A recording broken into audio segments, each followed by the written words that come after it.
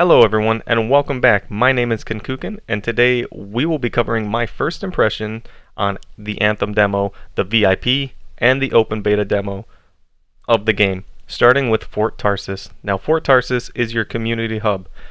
You'll be able to customize your Javelin, talk to the NPCs, purchase new vanity items. There were little codex entries that you could collect. I don't know what they do. A lot of the things in the community hub was not available during the demo, especially the codexes. There were a lot of NPCs that you could walk by and they would have something to say to you, sometimes nice, sometimes mean. Not everyone's a fan of us freelancers, and it was a lot of it was disabled because of the demo. NPC interaction, codex pickups, the vanity shop. I seen it, but I couldn't do anything with it. The only thing that I could actively access in Fort Tarsis was my Javelin, customizing my Javelin, talking to a select few NPCs, and there was a vault, which is where you keep all your items for customizing your Javelin, but at the same time I can access those items on my Javelin and then delete them. So I don't understand what the vault is a storage. I don't understand what the point of having a vault storage space and then walking up to the console next to my Javelin and just accessing that to kind of remove items from my inventory. But all in all, Fort Tarsis has a lot to offer, a lot of places we could not explore. The NPCs were very interactable. I enjoyed talking with them. I loved that my character had a voice. I just didn't like that I was very slow and clunky moving through the place. I felt like it took forever to get anywhere, but it wasn't that big at the same time. Maybe it'll grow on me. But let's go ahead and get into the next topic, which is going to be a little bit of the open world. Now, keep in mind, when I first played this demo, there were a lot of bugs. One of the most prevalent bugs that I came across was the infinite loading screen. So some of my first impressions of ooh, ah, and wow kind of got lost on weekend number 1 because there was a lot of times I could not just leave Fort Tarsis and go about the open world, or let alone a mission. So it actually took me, I think, till Saturday for me to finally get into the game, and I had to do it on PC. It was not even viable for me on console, on PS4. Moving on, open world. It was beautiful. It was big. It was beautiful. At the same time, sometimes I felt like it was a little bit empty. But the more I played, the more I was kind of like, you know, it's not that empty. One of the coolest things that I liked in the open world was the fact that there were other, I don't think they were freelancers. There were other freelancers, other players, but NPC, I think they're sentry units. They were just out in the world sometimes. You'd come across a group of them, and they were sitting there fighting for their lives, and you helped them out. Or you flew by because you had bigger things to do, like saving the rest of the world from whatever needs to be saved. Or just maybe there's something for you to kill. Anyway, I love that. I love that the game isn't just filled with players. That's probably one of the most dead feelings in open world games I can get, is there's just me and other players, and half the time I'm not even talking to most of them. So, the open world was big. It was wow. It grew on me over the time. I found little places like you could go underwater. I went ahead and found a little cave underwater. It was a dead end. It looked very beautiful, very pretty. I also thought there were some graphical visual bugs in there because it was super bright and then it was super dark, and I actually seen the lighting change. But I found a treasure chest. Yay, we found treasure. We found a loot box. Didn't have anything spectacular in it. It just gave me a world item, so that was pretty cool. I was like, all right, off the beaten path. What more can you ask for in an open world than an off the beaten path place to explore and just find really cool knickknacks, either lore based, item based, economy based, something that just every player hopefully can enjoy in one way or another. Now, Sunday, or this previous Sunday after the demo ended, or right before the demo ended, Anthem came out with another, they showed off another event type thing in the game. Now, I played on Sunday a lot. I did not see it myself. I seen photos of just a whirling eye in the sky. I don't know if there's, I haven't looked, I don't know if there's video out there that shows exactly what it was. People were speculating. I included was Shaper Storm. I was hoping it was something not Shaper Storm, because that meant there was another type of event that was, you know, brewing in the game. But if they just teased us with something, that's totally understandable. Get our hype up a little bit more. We're excited for it. I'm excited for it. Either way, the events are going to be great. As I was free roaming, I came across some of the bosses I actually did in the story, like the little spider tank like thing. I don't know their technical names. I apologize. I came across that boss. I came across I don't know, the gorilla, the big gorilla like one. Again, I don't know their names. I just kind of know what they look like, and I was just like, you know, this is pretty cool. I come across them. They killed me. I killed them down the line. I thought that was pretty cool.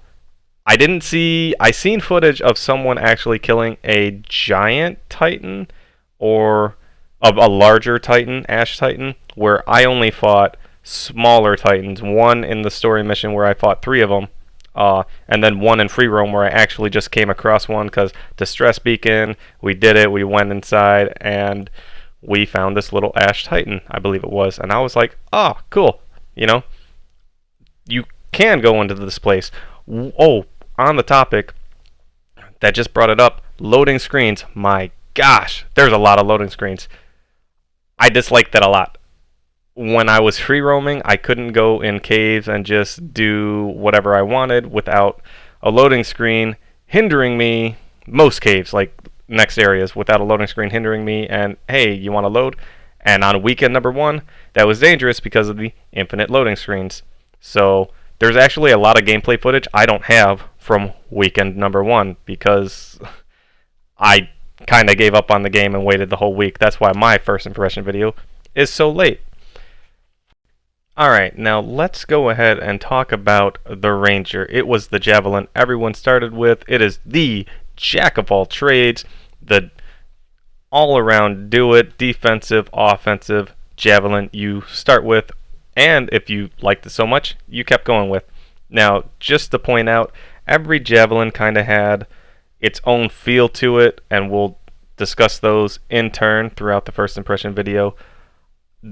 The Ranger, I probably played the 3rd most, but once I was able to unlock a second Javelin, I didn't really come back to this until I went through and did this on the console. I actually got through a lot of gameplay the first weekend of Saturday on the PC, but the loading screens killed me, and I didn't play it on Sunday, and I waited till the next weekend, hopefully, for a lot of the bugs to actually fix.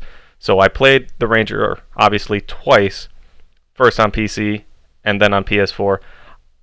I came across a couple of abilities. I didn't get to test everything out that were specific, where it said the Ranger could do this.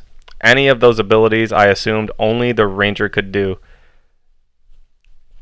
I liked the Ranger. He was exactly what they said. I felt like he wasn't too tanky. He wasn't, you know, too squishy. And I could kind of do whatever I wanted. If I wanted abilities that single targeted, oh my gosh, I just dive in there like a maniac. If I wanted abilities that single targeted enemies and just dealt solid damage, I could have that. If I wanted abilities for AoE, kind of like thinning out the crowd of the little enemies, I could do that on the Ranger. I had both options. I also felt like that was true for most of the Javelins. They kind of said, the developers said that, you know, you can pick any Javelin you want, and at the same time, you could play whatever playstyle you want. I don't know how fully true that is, because there was only so much we could do in the demo, so many abilities that I could find based on RNG. I seen people with a couple of abilities that I did not have that I couldn't try out. So I'll save that later for a different topic that I'm actually going to touch up on. So I really like the Ranger. As you can see, this is actually the spider tank that you fight in the story mission. I don't know his name. I'm not looking at his name. So this was not the Javelin I played the most. Just to touch up on it real quick, I played the Colossus the most, the big tanky Javelin with the shield. Now, what I felt like at this point of my gameplay experience, I felt like I was using rocks like this mountain to take cover more often than I should. So later on, I actually kind of switch up my playstyle. I'm a noob at the game. I was probably bad. I probably still am bad, without question, and I needed to learn how to play the game in the means the developers intended for. I hope they did not intend for us to be hiding behind these rocks trying to shoot millions of enemies. I really want me to take on the role of my Javelin, and with my Ranger, I want to be able to do both. I want to get in people's faces, and I want to be able to well, not completely get in their faces, but I want to be able to do the offense and the defense. If I need to, take a little damage, I want to be able to take a little damage. Granted, I also played this all on hard mode, now that I remember. I played all of the demo on hard because I'm an idiot and I wanted, the real challenge. So I'm probably underleveled. I know I'm underleveled for most of this. So that's going to cause me to take a lot more damage than usual. There's not really much else for me to say on the Ranger. So we're going to go ahead and conclude this open world with the reward screen. I go through, you get a slew of experience based on your performance, and then you get all your items. You get new guns, new abilities, new active abilities, passive abilities. As you can see, they come in different rarities: common, uncommon, rare. I think blue was the highest I seen personally on any of my guys, and they go anywhere from helping out your teammate to giving them a defensive shield. I've been able to defend my people from projectiles. I've been able to increase their ability cooldown, increase my own javelin shields or health, etc., etc. So that was pretty cool. You come into your reward screen once you're done with your mission or your free roam, and then you essentially just go on back to Tarsus and decide, or in the free roam, I assume. It only let us choose Tarsus. Where would you like to go? Fort Tarsus? Why, yes, please. So, next to the next point. I'm not editing that one out. We're going to go ahead and talk about the Stronghold. Now, the Stronghold, once again, I played this on hard. I think this is footage of, not my first time coming through, because I played with the Colossus first. So this is probably, I kind of knew what to do right here. We're actually going to talk a lot about the Stronghold, because I felt like, first impression, a little underwhelming. Coming through the Stronghold, there was a lot of enemies, and this is where I felt like I wasn't really playing the role of my Javelin. I was just kind of there with the gun. This is the place I most heavily used my gun. This is my Interceptor. I have the two basic moves that it starts with. One is throwing 4 little shurikens, one's throwing a big shuriken that tracks when it gets close to the enemy. It also has some strange pathing when it begins. A lot of times it just flew into the ground, and I was like, what? So, you're going to see a lot of me skipping around. So, in the beginning, I was like, it's just going to throw a bunch of enemies at me. Shoot, shoot, shoot, go through the enemies. Shoot, shoot, shoot, go through some more enemies. Now, I have to say that I've been playing Destiny for a long time. It veers off the topic of Anthem, I know, but this is Anthem trying to gear towards the Destiny audience. And I've played a lot of Destiny's PvE, and it's gotten really monotonous to me over the years. So if I sound a little lackluster in this game with some of the mechanics that I come across, it's because I've kind of seen the same stuff over and over and over, and it gets a little boring to me. But Anthem's brand new. Benefit of the doubt, personal feelings aside of other games, this is its own game, and whether or not it feels a certain way to me now, like very similar to any other game that I've played recently or for a long period of time, and kind of feels like, man, it feels like the same thing, they get to have time to bounce back and really show us what their game is all about, and it's only the demo, so gotta cut them some slack. But anyway, you see me in this underwater cave. The first time I came through this underwater, I died because I drowned. Go figure. And then way out here, I was like, whee! I found a secret little cave. Ambusher! Epic fight. So the interceptor is all about its melee. I feel like it revolves around that. And there was a lot of times where I was just hacking and slashing and hacking and slashing. But it was really cool. I came across that cave. I found a little side path. It was a dead end. I wasn't meant to be there, technically for the progression of this dungeon. And it was just nice that I found a little niche, and it actually talked about, the game was like, hey, you really shouldn't be here, let's not lollygag. And I was like, oh, but I'm exploring. And then we go through a part of this dungeon where there is some mechanics before the spider boss that you see in front of me. And we kind of collect a few little objects, bring them to the center, and stand there. Again, that sounds familiar to me, but that was pretty cool. I was like, alright, a mechanic in this dungeon, or stronghold, I'm down for that. And then we come across the spider boss. Now you see me on a cliff, on a ledge, because I was very afraid of the spider boss. The first time I came in, it killed 3 of my teammates before I even knew what was happening, and then it killed me. I popped my ult, I tried to revive someone during my ult ran out, I got stunned, continuously stunned, and the spider boss won. So I was like the Swarm Tyrant, I actually see the name. And I was like, so now I'm just going to cheese it. Well, over the course of the fight, I was like, man, this boss is really simple. As you can see right there, it looked like the boss shot a spider web at my teammate. And spider webs stop your Javelins thrusters. They make you to where you can't fly, and they're supposed to hold you in place. Now, I don't know if that's the properties of his spider web, because I wasn't shot by it. But as I went on, I'm like, well, I'm sitting up here cheesing this boss, but with all this flying I could do, I should just, go down there and just chill. The boss didn't seem like it had too many mechanics. You shot at it, it lost some health, disappeared, a wave of enemies came out, easily taken care of, and it's good that the wave of enemies come out because you need ammo resupply, you probably need a little bit of health if you're getting beat up by the boss. And then the boss comes back out, and it's a rinse and repeat cycle. Now again, I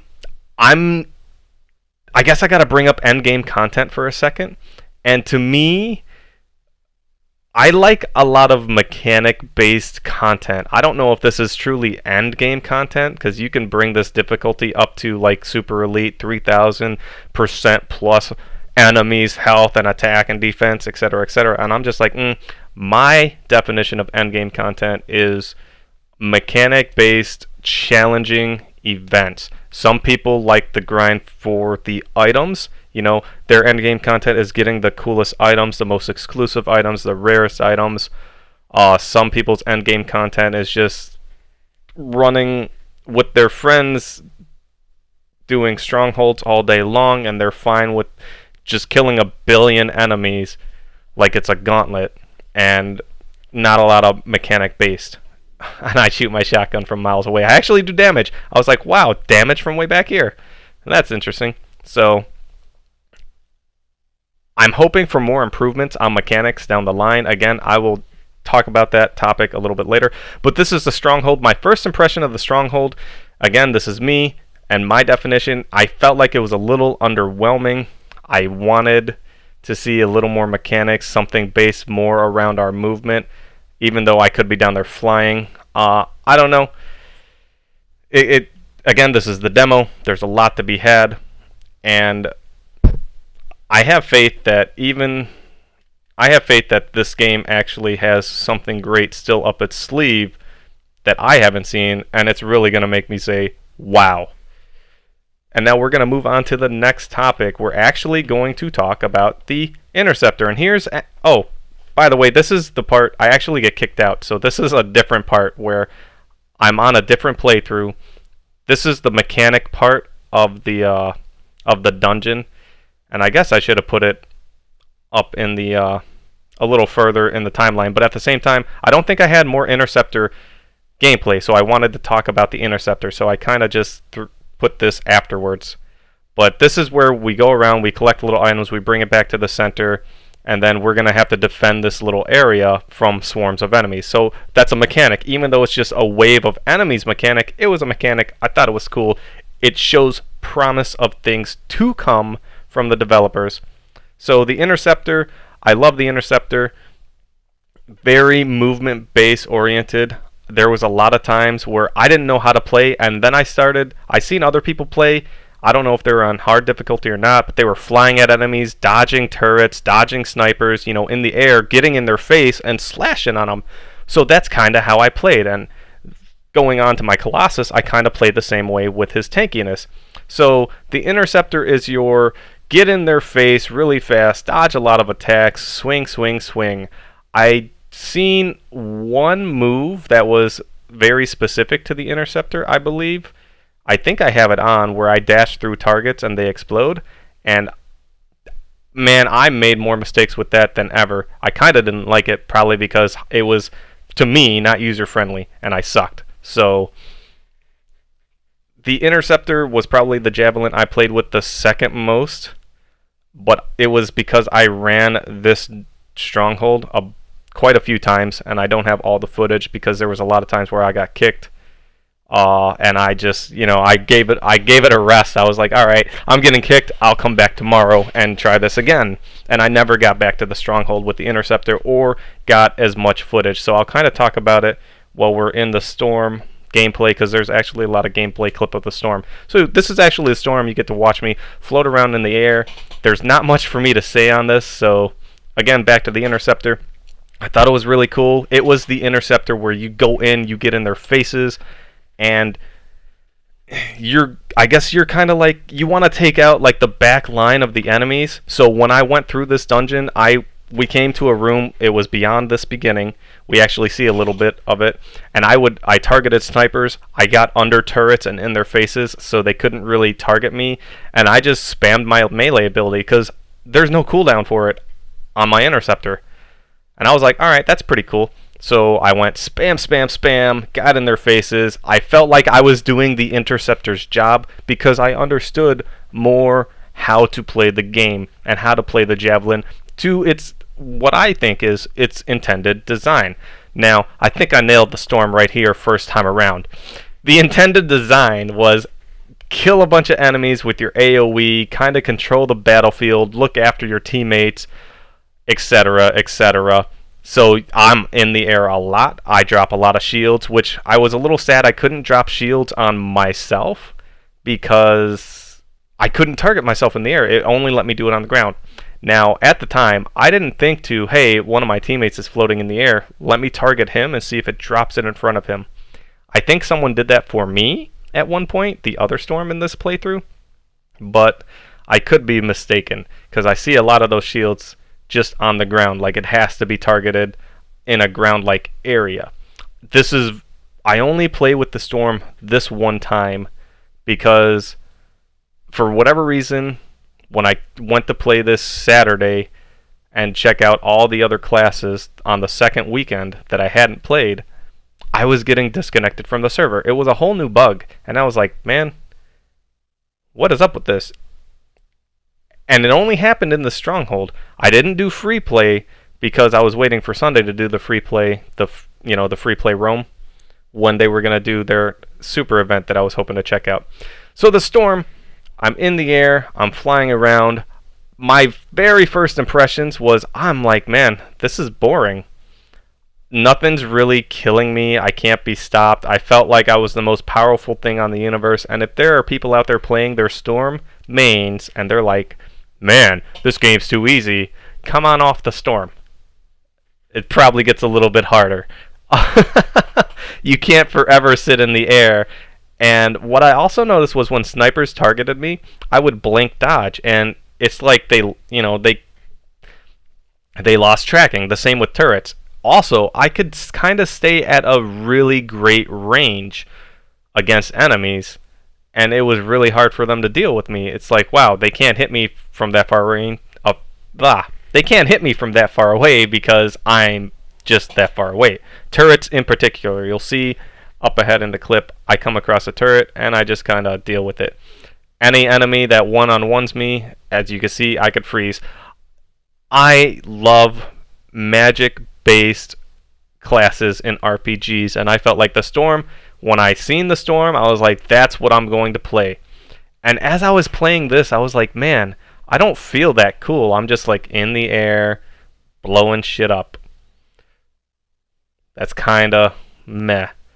And then I'm like, what makes other games so good when I play a magic class character? Well, one, now that I think about it, I'm not flying around in other games. So I'm I'm in the thick of the fight. Two,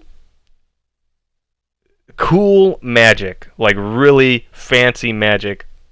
When I think of magic class, I'm thinking super amazing iceberg landing on people, firestorm tornadoes, stuff like that. I'm like way out in the box because I've played so many games where it's magic heavy, and I've always played the magic class because I liked it. So take this impression on the storm with a grain of salt, I suppose. I had high expectations, and I felt really overpowered. I could be a great distance from an enemy and shoot these little ice shards at them, and when they got close, they would track and hit them. And half the time, they wouldn't even contest me because I'm so far away. They're like, well, I don't know what to do up here. They wouldn't really take cover. Well, if I can't shoot him, let's let the gaming path me to a place where he can't shoot me. So I'm just like, whatever. So anyway, that's the storm. We're gonna go ahead and move on to the next one, which was my favorite one, and it is going to be the Colossus. And now revealing my favorite Javelin, the Colossus. And in this part of the clip, we're going to be discussing, well, the Colossus and thoughts on what they can do to changes that I would like to see in the game. So, first, the Colossus. He is the slowest Javelin in the game. He is the heaviest Javelin in the game, and he is the most ground-prone Javelin in the game. I can't fly for long distances or for long times under normal circumstances.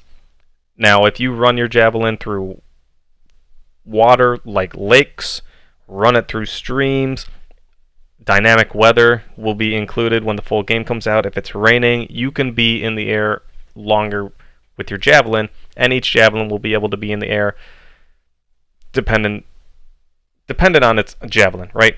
Storms, probably indefinitely. It's raining, you probably ain't never going to see a storm touch the ground.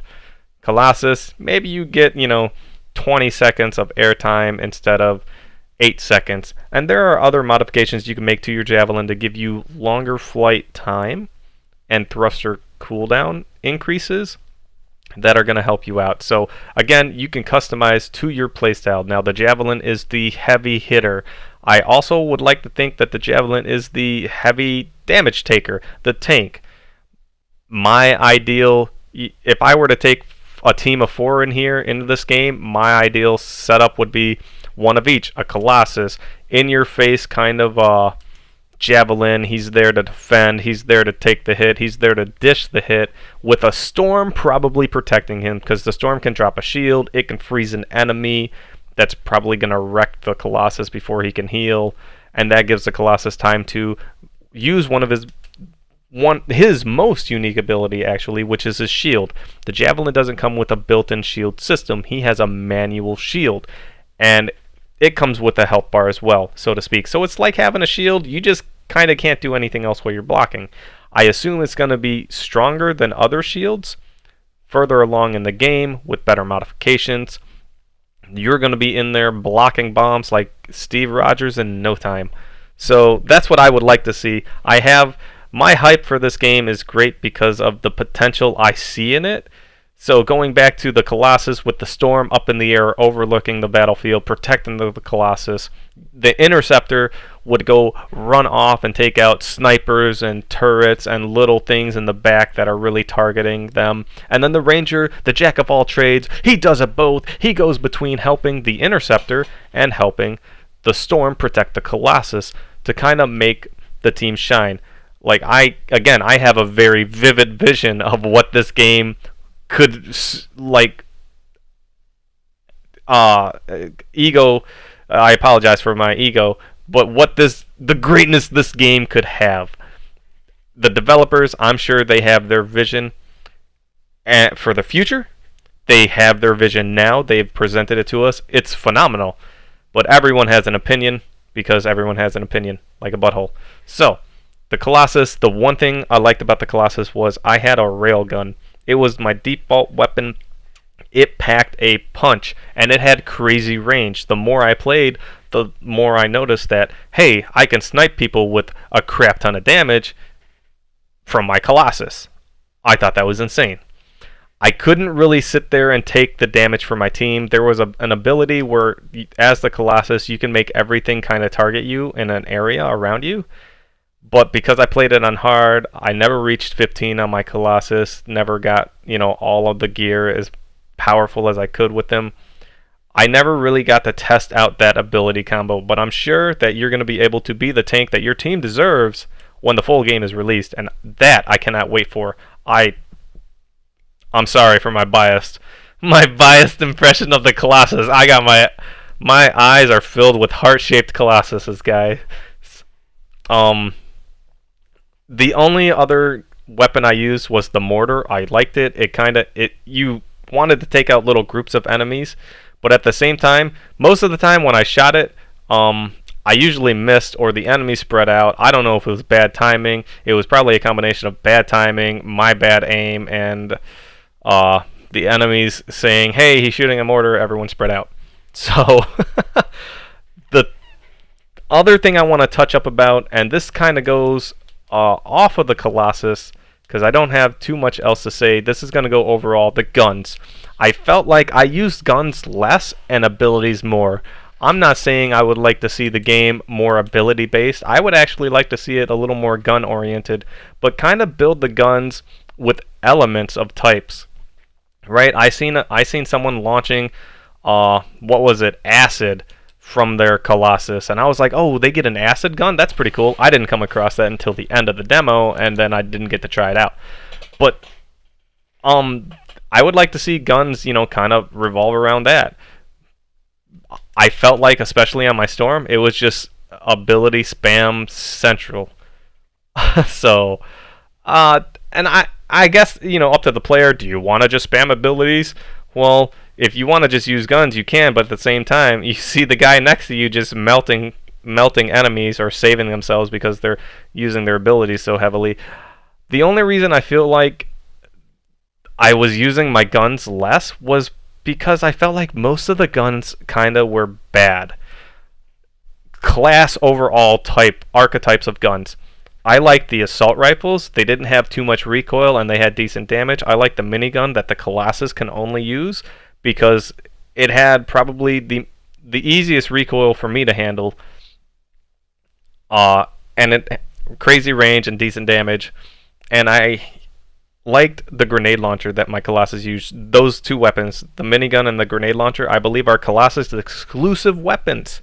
So, and I only liked the grenade launcher that had the grenades that stick to enemies and blew up. There was one where I could manually detonate. It was too complicated. You had to shoot one and detonate it one at a time. If you shot multiple and started detonating, it would detonate the one that you shot first and then go to last.